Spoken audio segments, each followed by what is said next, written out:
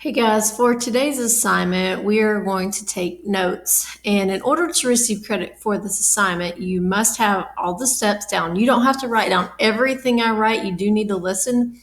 But in order to get credit, you need to write down the steps, you need to have a check, and I'll let you know what you need to have when we get to that. But again, you do not have to write down everything I write down, but feel free to write down whatever you need to. Also, I will embed an equation, a code throughout the notes today. So at the end, I will ask you to write down that equation and solve it. So make sure you pay close attention to the code, to the equation that I will ask you to write down and solve. Okay, so let's get started. Last week, or the week before spring break, I asked you to do a Flipgrid video on Noah's method, Alina's method, and Andre's method of solving two groups of x minus 9 equals 10. So you guys made the Flipgrid video, but I wanted to go back and look at these three different scenarios. Maybe we could find their mistake and go from there. All right, so let's look at the three different Noah and Alina and Andre. What I really want us to look at is a check versus showing steps to solve. A lot of us are getting confused at this point.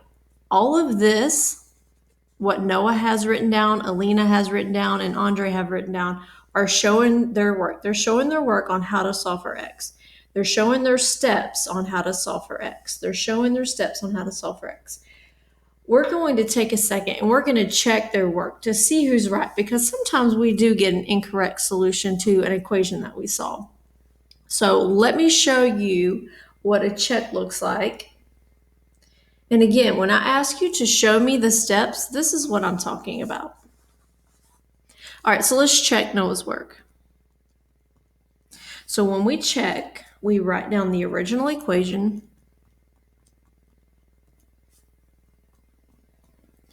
We substitute the value that we solve for x, the value of x, into that original equation. So that, a lot of you told me that that was in fact 9.5. So let's plug in 9.5 for x into that equation. So if we follow order of operations, we know that 9.5 minus 9 is equal to a half.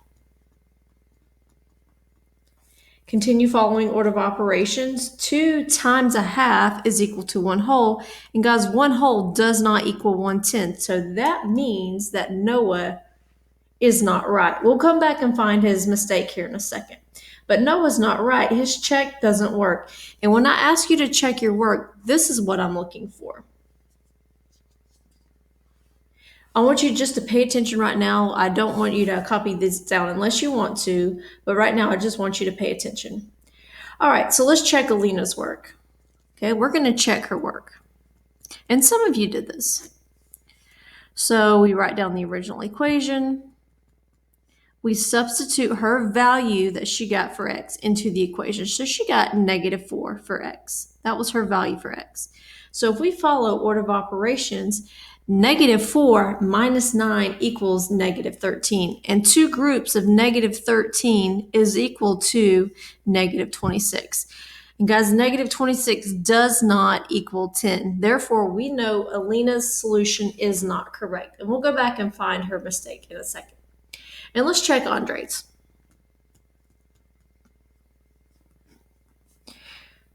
I bet his is right.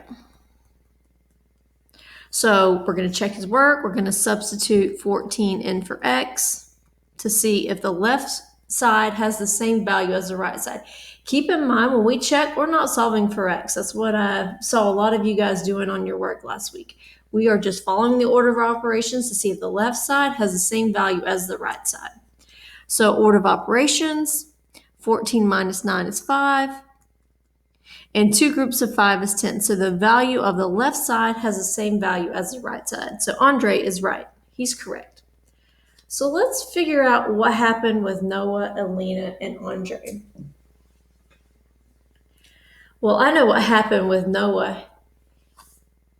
He added 9. This is really not a 9, and I see this a lot. He added 9 to both sides. This is two groups of x, two groups of -9. So this is really -18. Now, Alina did a really good job here. Two groups of x, two groups of -9 is -18. So this is the mistake that Noah made.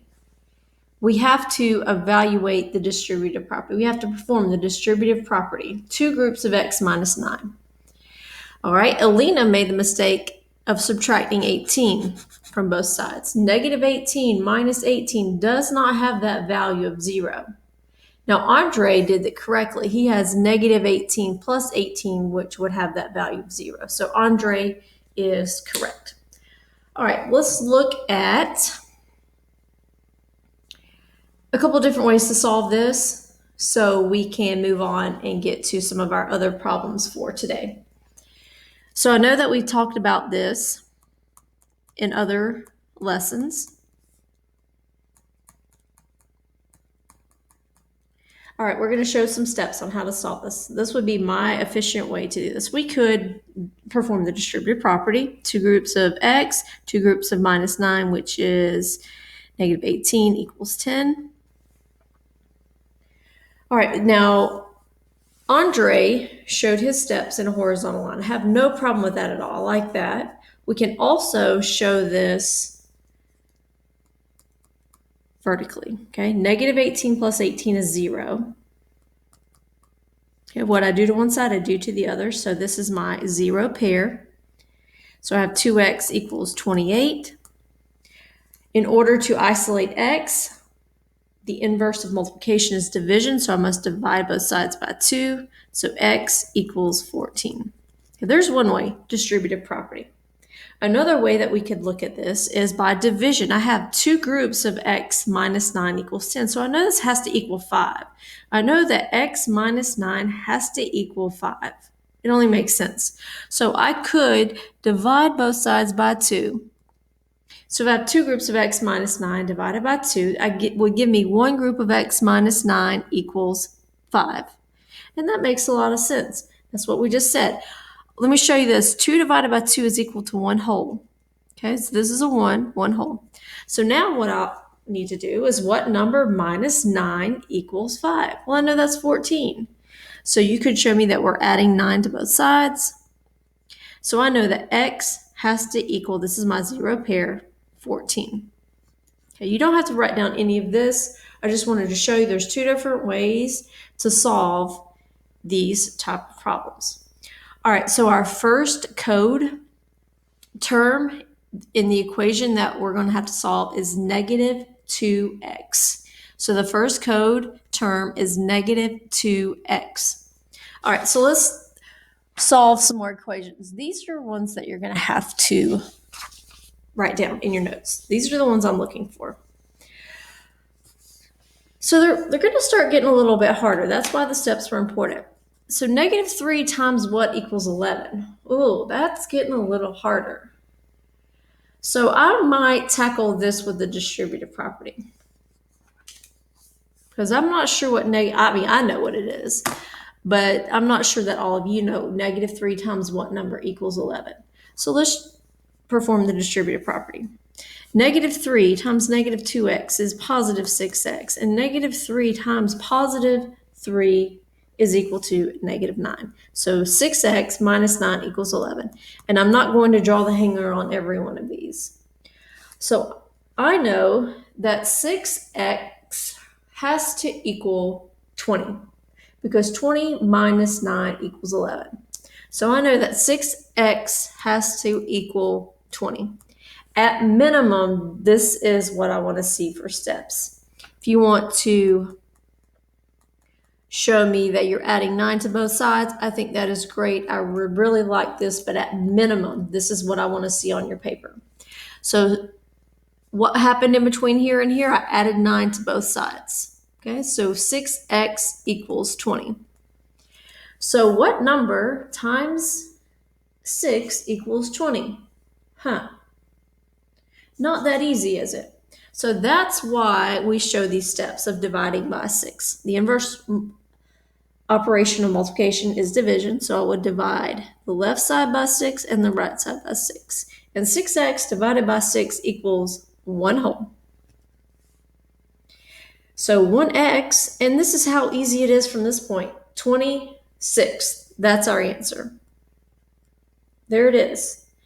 There's no need to change it to a decimal. If you want to change it to a mixed number, I would strongly agree with that. 6 goes into 23 times.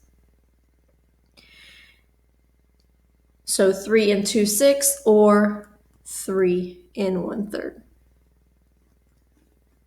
These are the steps that I need in order to solve this equation. All right, so I need this in your notes. If you want to press the pause button, press the pause button and do that. I'm carrying on. All right, so number 2, this one's a little easier. I know that -3 times -4 equals positive 12. So I know that -2x plus 3 has to equal -4. At minimum, this is what I want to see.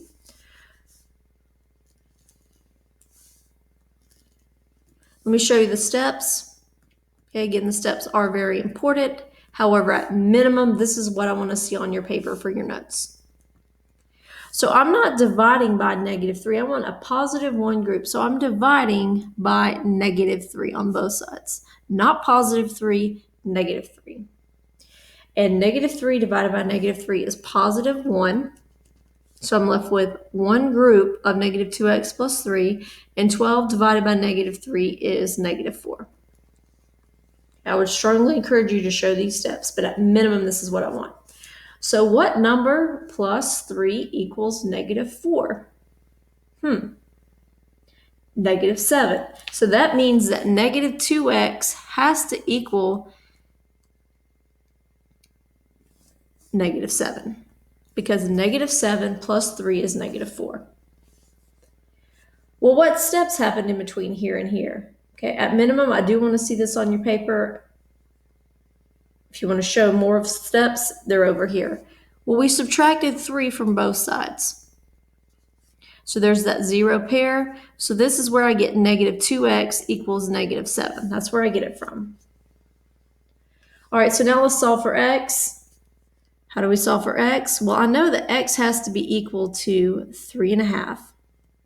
Because I divide both sides by -2. -2 times 3.5 is equal to, -2x divided by -2 is positive 1x, and -7 divided by -2 equals positive 3/2. Okay. -2 times 3.5 is equal to -7. This is what I want on your paper. Press the pause button if you need to. All right, another method we could use is the distributive property. Let me write it out. Distributive property, PROP, property. So -3 times -2x is equal to positive 6x. -3 times positive 3 is equal to -9, equals 12. I know that 21 minus 9 equals 12. So I know that 6x has to equal 21. So what happened? I added 9 to both sides. There's my 0 pair. So let's divide both sides by 6. So 6x divided by 6 equals 1x. 21 divided by 6 is 21/6. Don't make it hard. And let's change that back into a mixed number. Okay, how many times 6 go into 21? 3 whole times. I have 3 left over, so x is equal to 3 and 3/6. There's my numerator, that's what's left over, or 3.5. Okay. On this one, I'll let you pick whichever method you want to use, but sometimes the distributive property is better, sometimes this method's better. That's why I want you to know about both of those.